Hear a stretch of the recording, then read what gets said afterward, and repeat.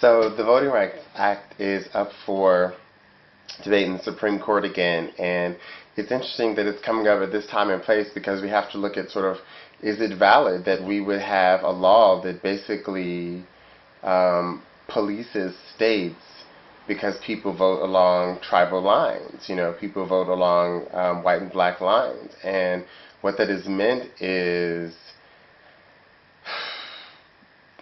2009 it took until 2009 to not have, white people voting en masse for a white person running for office, such that anyone else could hold the presidency of the United States, and the first person was Barack Obama. And many countries around the world are facing this, and the United States is not unique in this respect. I mean, not just in so-called, northern hemisphere, but I mean, look at Kenya itself, which just voted this past week. People were talking about, and I got the little mark on their fingers. They voted, but there was less and less of a tendency to vote along tribal lines, and this was the issue last time. I mean, there was actual violence during the elections last time, and it's been an issue. I mean, it's an issue all over. I mean, look at West Africa. I mean, there are many places like, Nigeria where people voting along tribal lines even erupted into a civil war at one point. And so the United States is not unique in this respect. Look at, South Africa. But that the United States broke that pattern, sent a signal out to the entire world. Ooh, that's my computer. Sent a signal out to the entire world to tell everyone that, tribalism is not modern. It's not a modern way to think and act and vote, certainly, and live. And so that live part is quite important when you look at how tribal voting is sustained in the United States, because it's residential segregation that allows for blocks of white people and black people to vote en masse. And so we saw that, not only did Barack Obama receive en bloc, like en masse, like wherever there were like conglomerates of black people that were gerrymandered into voting blocks, they voted for Barack Obama like over 97%. And then, but the 46% of whites did too. And because, these are by districts, and people live by districts, and they're racially segregated.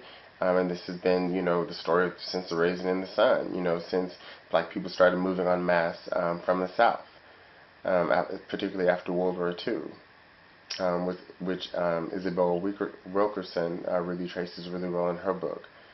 But it's interesting that we're still dealing with this pattern, and so the fact that we are is not just seen in the ways that I've talked about voting. It's also seen in the everyday. Like, there is everyday racism in our society, and this is probably the most difficult part to admit for a lot of people in America, white people and people of color, because it's almost like we don't want to.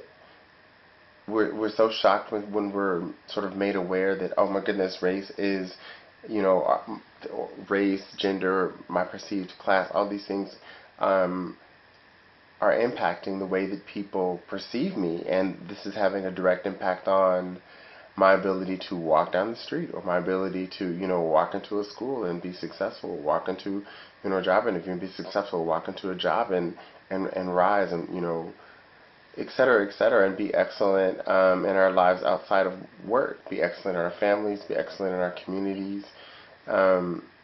All these things that race comes to impact in our everyday lives. Like, we're talking about racial profiling, for example. We're talking about not just people, black and brown boys on the streets of New York getting, stopped and frisked, but we're also talking about, brown people post 9/11 getting stopped and frisked randomly at airports, at points of entry, points of travel and all this sorts of things. And you start to think, well,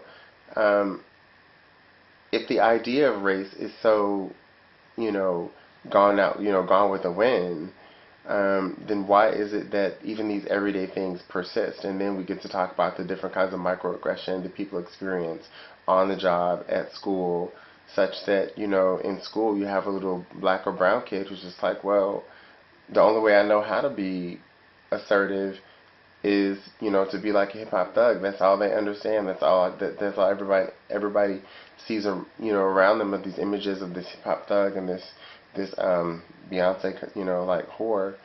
And you know, it's amazing because you actually do have people who respond to that kind of social power. So this kind of everyday microaggression that, you respond to even a boy as if he's some little thug in the making in school, and that turns him away from school. And you set out this pattern of antisocial behavior that gets both acknowledged and in a sense rewarded, because at least the boy receives attention. Now, the kid who's acting out because he is bored with third grade math when he's on a fifth grade level in the third grade,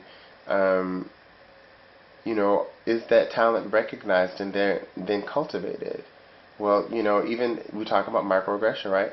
Studies show that, sort of acting out behavior on boys, well, but black boys in particular, because boys in general are the same age as girls, are less mature and need to be sort of more interactive with their world than to develop, and as opposed to what studies show that happens to girls. So the expectations of boys are already such that, even speaking up is seen as, an act of aggression for a child, sit down and behave, sit down and be quiet kind of thing.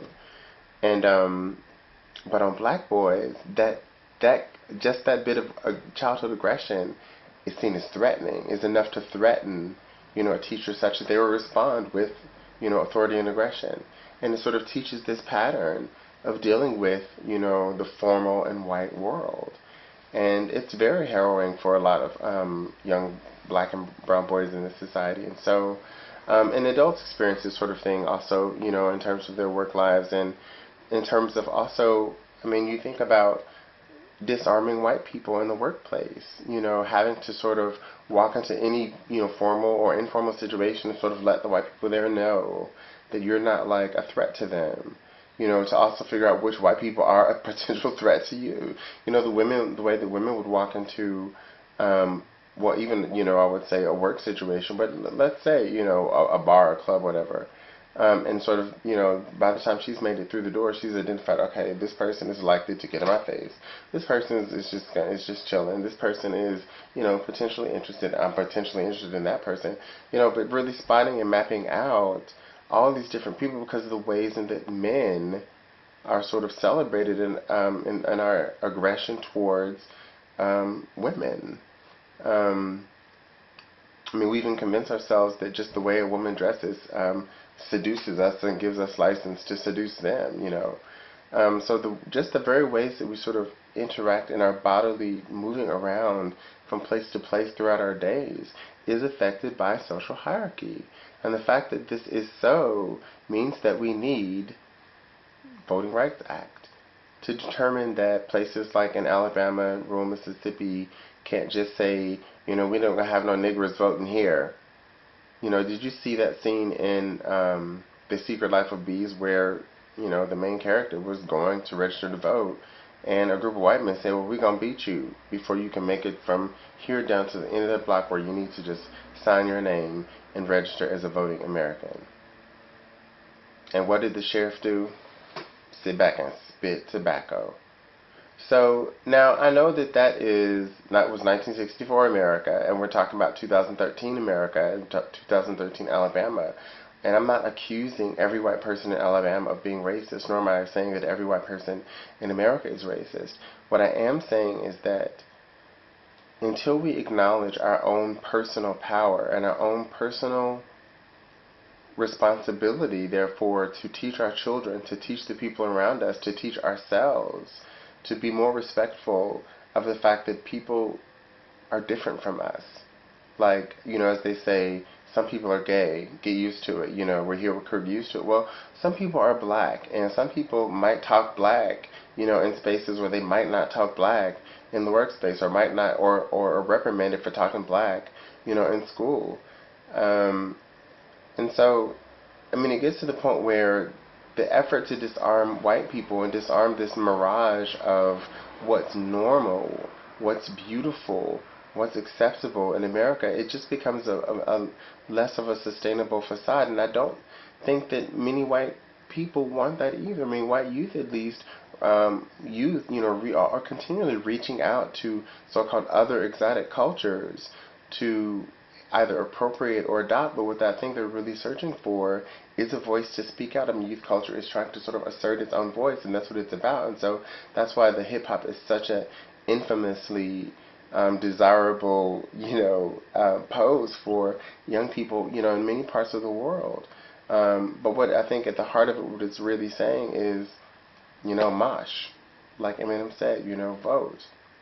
I'll vote for you if if you can show me that you haven't done nothing, as Stevie Wonder said. If you can come, be in dialogue with our communities, respond to our needs, as people, say, the people make a great president, not the president makes a great presidency.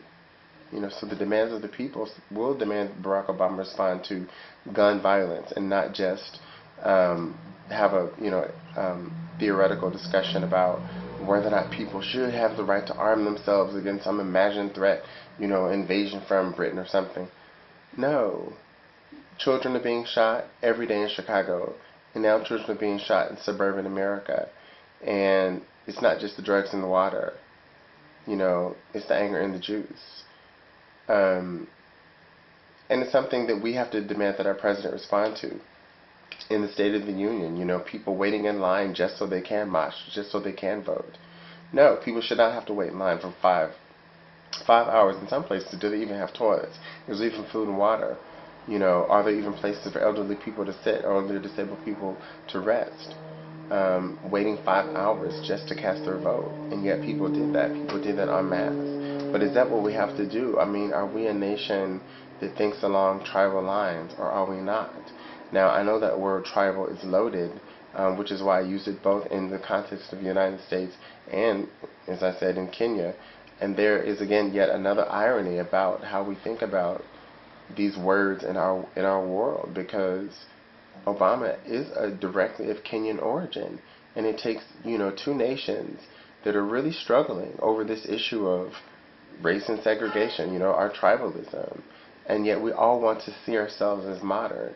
America has long since defined itself as modern, but I think we both have a lot to learn from each other, if only we care to listen.